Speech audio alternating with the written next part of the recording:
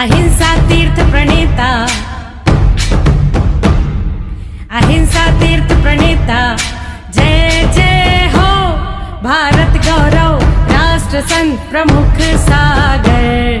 स्वर्णिम स्वर्ण जयंती का अवसर ये महान है, मिलकर हम मनाएंगे, गुरुवर देश की शान है, प्रमुख सागर। जय हो गुरुवर, प्रमुख सागर, जय हो गुरुवर।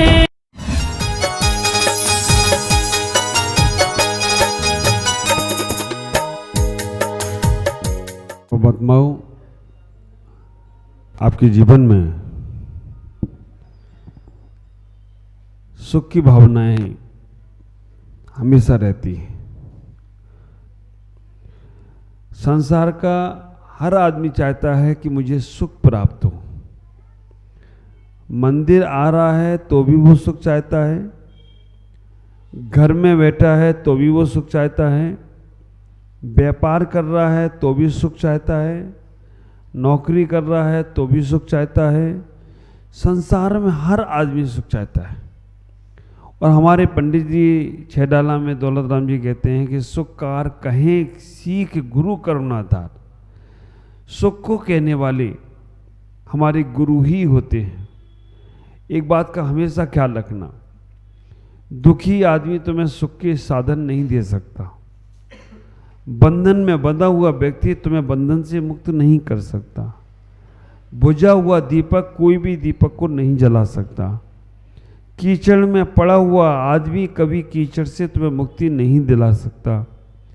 पाप में युक्त व्यक्ति तुम्हें पापों से मुक्ति नहीं दिला सकता। जिस व्यक्ति के अंदर सम्यक दर्शन नहीं है वो तुम्हें सम्यक दर्शन प्राप्त नहीं करा सकता। जिसका ज्ञान, जिसका चारित्र मिथ्या है वो तुम्हें सम्यक चारित्र की शिक्षा नहीं दे सकता। दे भी रहा है, लेकिन जब तक तुम्हें अपने आप में उसको स्वीकार नहीं करोगे तो प्राप्त नहीं होगा। और उसका ज्ञान, उसका चारित्र, उसका दर्शन ऐसा ही है। चम्मच रसगुल्ले में पड़ी है, स्वाद किसको आ रहा है? चम्मच को स्वाद आ रहा है? चम्मच रसगुल्ले में पड़ी है, रसगुल्ला का स्वाद क्या है उसे आने वाला नहीं है। जो रसगुल्ले को खाएगा उसको ही स्वाद आएगा। गधे के सर पे चंदन का बोझा रख दो, खुशबू आएगी उसको? ले तो सकता है लेकिन उसको कीमत नहीं मालूम उसकी। तो हम इतना ही विचार करके रखें कि जो सीख हमारे गुरु देते हैं, करुणावान गुरु देते हैं, वो सीख को हमें स्वीकार करना चाहिए। सुख के सारे साधन संसार में हैं और मैं तो सोचता हूं कि संसार में आप सुखी होने के लिए ही आए हो, कोई दुखी होने के लिए आया है? एक आध आदमी सोचा कि मैं भगवान से कहता हूँ भगवान थोड़ा दुखी कर दो, दुखी कर दो। दुखी क्या करते हो? भगवान मुझे सुखी कर दो, सुखी कर दो, सुखी कर दो। लेकिन मैं कहता हूँ भगवान से थोड़ा दुख मांगो। किसी कवि ने कहा है, भगवान प्रभु के सामने आकर वो कवि कहता है मुझे अपने करीब रहने दो। हे भगवान मुझे अपने करीब रहने दो, याद करता रहूं तुम्हें हमेशा, इसलिए थोड़ा गरीब रहने दो। याद करता रहूं तुम्हें हमेशा, इसलिए थोड़ा गरीब रहने दो। आप गरीब हो तो भगवान के पास, भगवान को याद करते रहोगे। अमीर हो गए तो उनके पास टाइम ही नहीं है महाराज के पास जाना। एक नगर में एक संत पहुंचे, पहुंचने के बाद उनकी कोई व्यवस्था नहीं बनाया। संत अन्य धर्म के थे, ब्रह्मचारी जी समझ लो। तो ब्रह्मचारी जी थे तो उन्होंने पहुंचा, जब उनकी कोई व्यवस्था बनाने नहीं वाला आया तो एक दिन हो गया, 2 दिन हो गया, 3 दिन हो गया। 3 दिन बाद एक जो खोमचे पे काम करता था, खोमचा लगाता था, रोज कमाता था, रोज खाता था, उसने देखा 3 दिन से भैया जी बैठे यहाँ पर, इनकी कोई ने व्यवस्था नहीं बनाई। उन्होंने कहा कि भैया जी चलो मेरे घर में जैसा रूखा सूखा होगा वो मैं भी खाता हूँ, वही तुम्हें खिला दूंगा। भैया जी चले गए, उसने शुद्ध तरीके से भोजन बनाया और खुद भी खाया, भैया जी को भी खिलाया। भैया जी बहुत खुश हो गए, चले गए। उसको बहुत अच्छा है तुम्हारा दूसरी बार आई तो फिर भी यही व्यवस्था, कोई नहीं पूछा, वो पहचान गया, उसने व्यवस्था बना दी।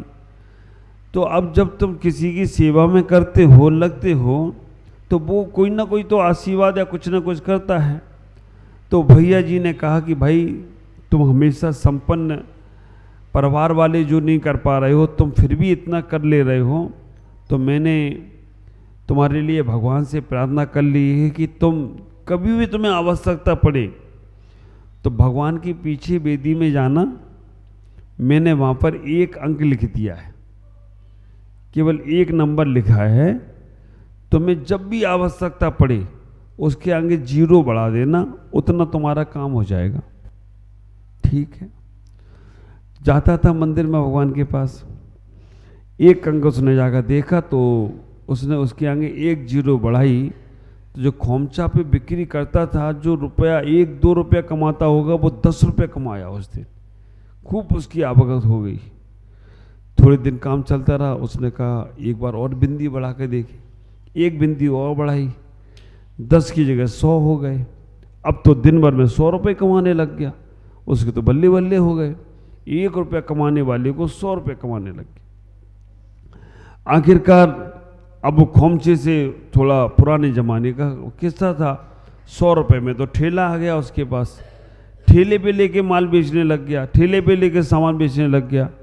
उसने कहा कि 1 और बिंदी बढ़ा के देखते हैं। 1 और बढ़ाई तो 1000 हो गया, 1000 रुपये की कमाई करने लगा। अब उसके मन में लोभ बढ़ने लगा, और लाभ से ही लोभ बढ़ता है। आप विचार करके रखना, जैसे जैसे तुम्हें लाभ होता है वैसे वैसे लोभ बढ़ता जाता है। अगर तुम्हारी 100 रुपये की लॉटरी लगती हो तो तुम सोचते हो 1000 की लगे, 1000 की लगे तो 1 लाख की लगे। क्या हुआ?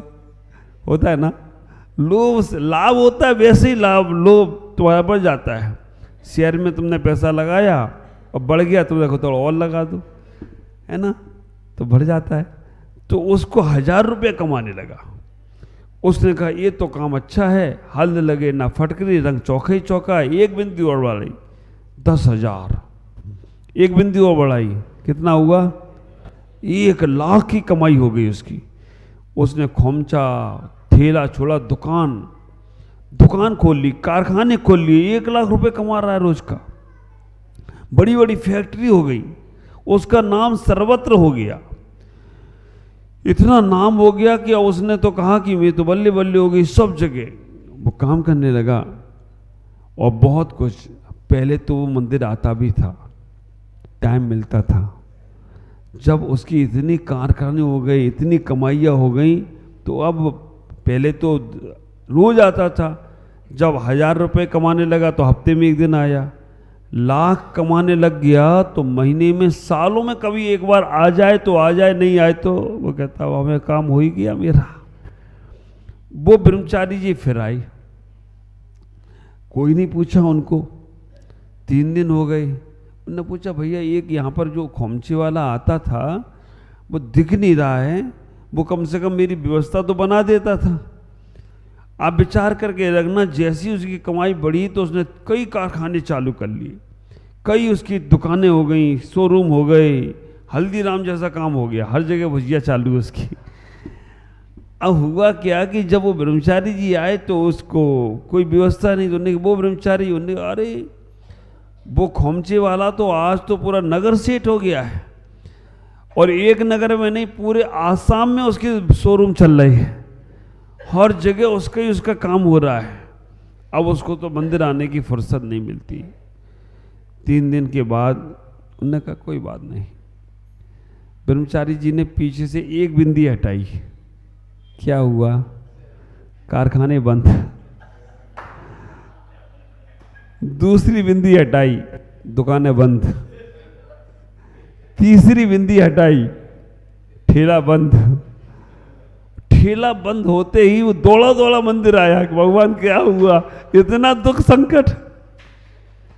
तो भगवान मुझे थोड़ा गरीब रहने दो, याद करता रहूं आपको, इसलिए मुझे अपने करीब रहने दो।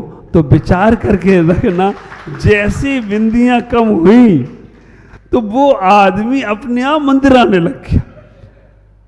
जब 2 ही बिंदी रह गई, जब दो, एक तो लिखी तो 2 बिंदी रह गई, तो आया ने क्या भगवान को देखे, फिर ब्रह्मचारी जी दिख गए।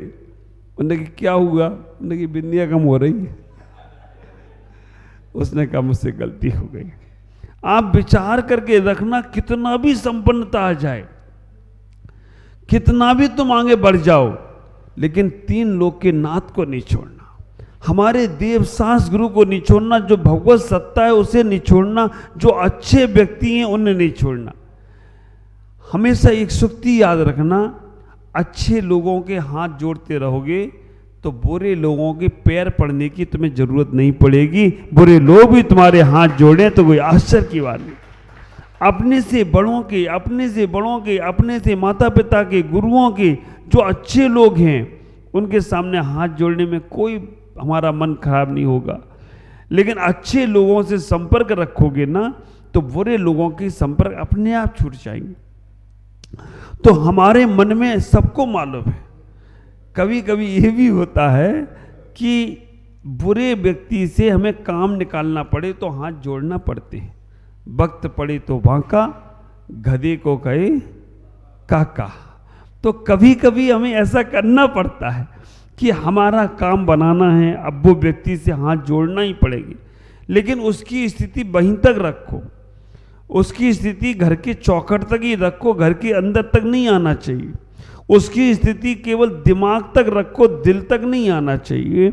मतलब तात्पर्य इतना ही है कि भाई इससे काम हमारा होना है, इसलिए बाकी दिल में तो हमें दिलदार भगवान को ही विराजमान करना। तो गुरु कहते हैं कि तुम्हारे पास सुख का सागर है, दुख के साधन को हम स्वयं उठाते हैं।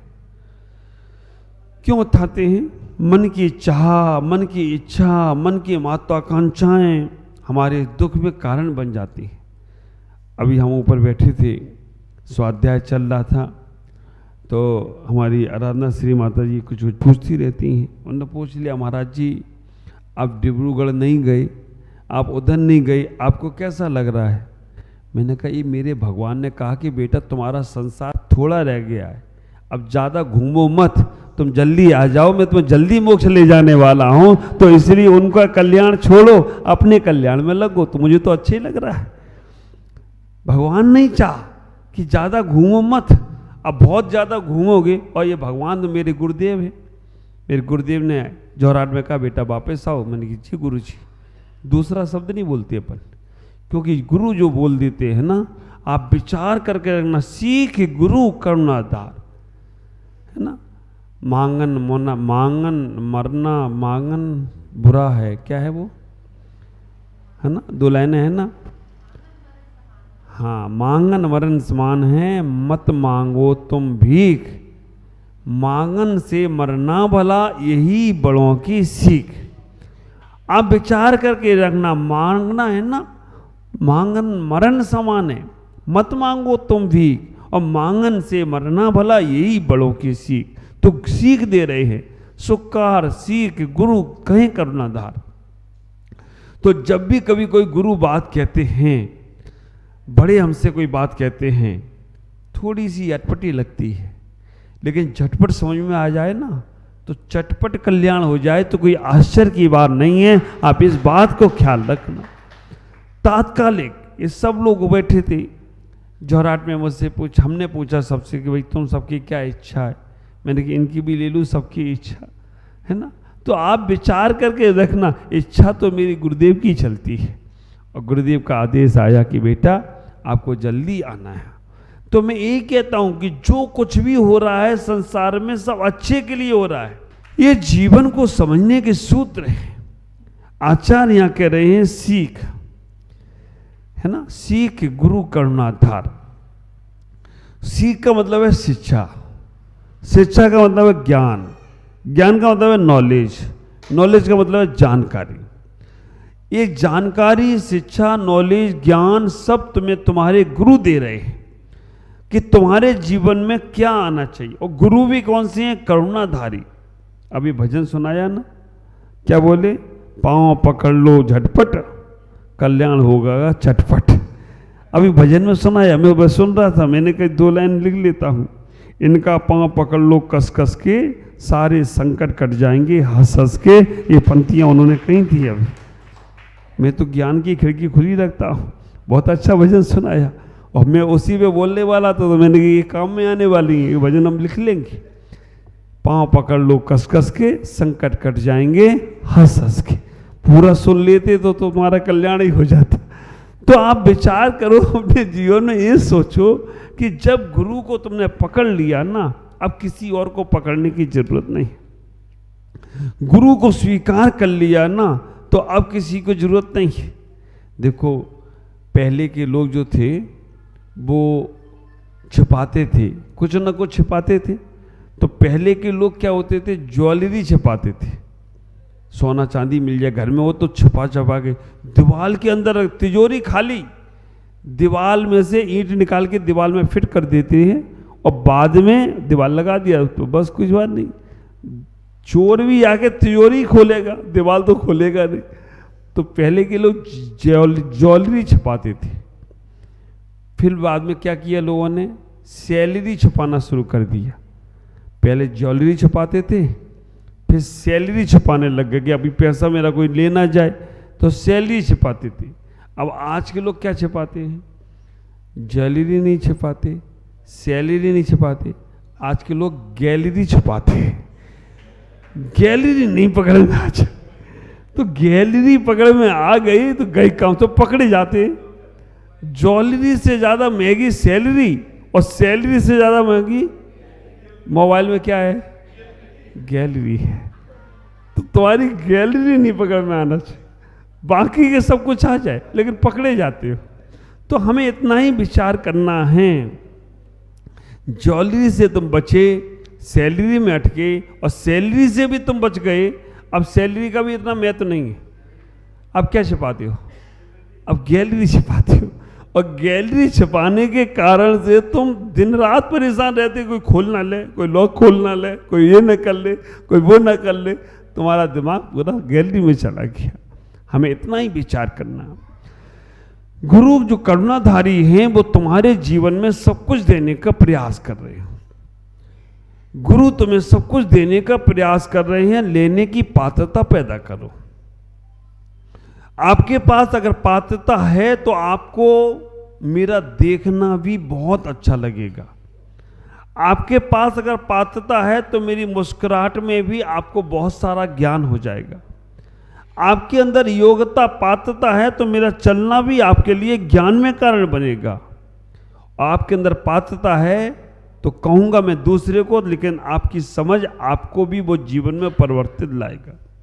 और पात्रता अगर नहीं है ना, तो ख्याल करना, 4 प्रकार के घोड़े होते हैं। 4 प्रकार के घोड़े होते हैं। एक वो घोड़े होते हैं जो मालिक को देखकर ही समझ जाते हैं कि मालिक को जाना कहाँ है, वो चल के मालिक के पास पहुंच जाते हैं। मालिक बैठता है तो वो मंजिल तक पहुंचा देते हैं। एक वो घोड़े होते हैं। दूसरे घोड़े वो होते हैं, मालिक घोड़े के पास जाता है, हाथ रखता है, वो घोड़ा चलने लगता है, मंजिल तक पहुंचा देता है। दूसरे घोड़े होते हैं। तीसरे घोड़े वो होते हैं कि मालिक आता है, बैठता है, चाबुक हाथ में उठाता है तो वो चलने लगता है ना, वो तीसरा घोड़ा है। और चौथा घोड़ा होता है अड़ियल। मालिक आता है, बैठता है, हाथ फेरता है, चाबुक उठाता है और दे दनादन दे दनादन दे दनादन, लेकिन अड़ियल तो हटता ही नहीं है। अड़ियल वहीं अड़ा रहता है, पिटता भी रहेगा और वो अड़ियल है।